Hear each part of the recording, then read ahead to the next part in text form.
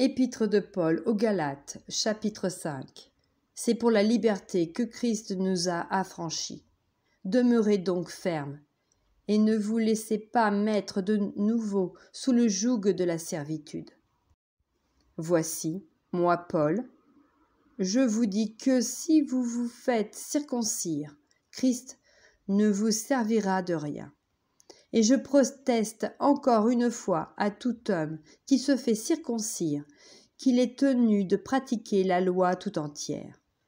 Vous êtes séparés de Christ, vous tous qui cherchez la justification dans la loi. Vous êtes déchus de la grâce. Pour nous, c'est de la foi que nous attendons, par l'Esprit, l'espérance de la justice. Car en Jésus-Christ, ni la circoncision, ni l'incirconcision n'a de valeur, mais la foi qui est agissante par la charité. Vous courriez bien, qui vous a arrêté, pour vous empêcher d'obéir à la vérité. Cette influence ne vient pas de celui qui vous appelle. Un peu de levain fait lever toute la pâte.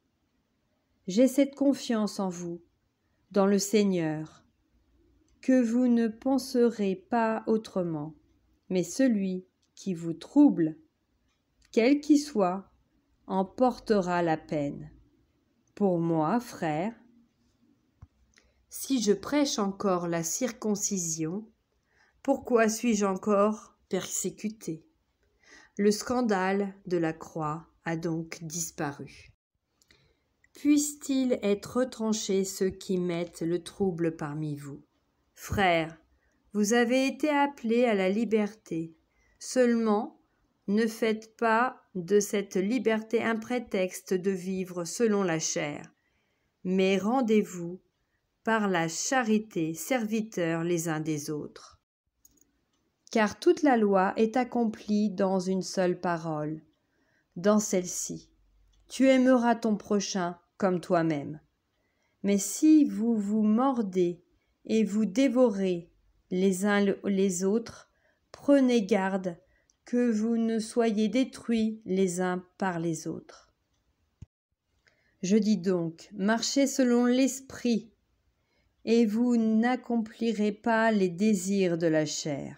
Car la chair a des désirs contraires à ceux de l'esprit, et l'esprit en a de contraires à ceux de la chair. Ils sont opposés entre eux, afin que vous ne fassiez point ce que vous voudriez. Si vous êtes conduits par l'esprit, vous n'êtes point sous la loi. Or les œuvres de la chair sont manifestes.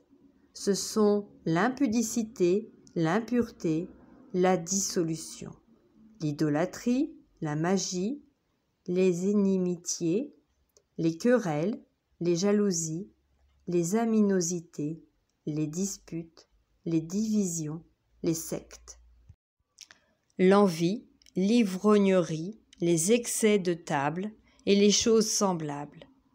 Je vous dis d'avance que je les ai déjà dit, que ceux qui commettent de telles choses n'hériteront point le royaume de Dieu. Mais le fruit de l'esprit, c'est l'amour, la joie, la paix, la patience, la bonté, la bénignité, la fidélité, la douceur, la tempérance. La loi n'est pas contre ces choses. Ceux qui sont à Jésus-Christ ont crucifié la chair avec ses passions et ses désirs. Si nous vivons par l'Esprit, marchons aussi selon l'Esprit. Ne cherchons pas une vaine gloire en nous provoquant les uns les autres, en nous portant envie les uns aux autres.